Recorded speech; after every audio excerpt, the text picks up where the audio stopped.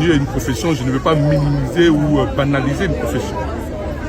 Mais nous avons de nombreux enfants de ce pays qui sont titulaires de diplômes de master, d'ingénieurs, et puis qui sont contraints d'exercer des professions comme le vigie.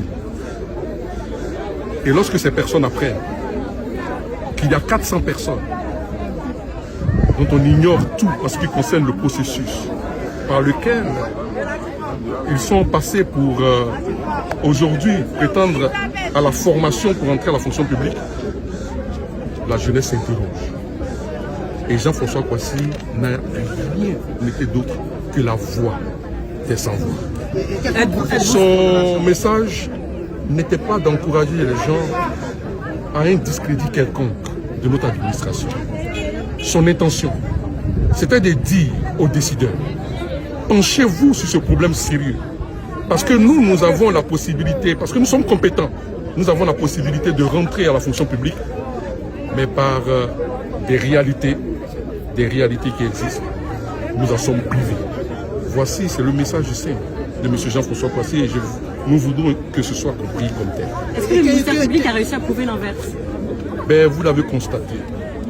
Notre message a été très clair. Pour nous, il ne faudrait pas utiliser l'expression valise d'ordre public pour réduire le citoyen qui a un droit fondamental à la liberté d'expression.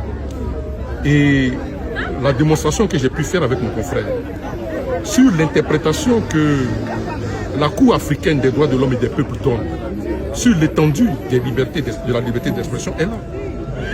Il s'agit de quoi? Il faut que nos décideurs comprennent qu'ils ne sont pas exempts de critiques. Toutes les critiques du citoyen ne doivent pas seulement encenser l'homme politique, le décideur. Nous avons le droit d'attirer l'attention des décideurs pour leur dire que ici, ça ne va pas. La corruption gangrène la société. Nous avons aussi le droit de le dire.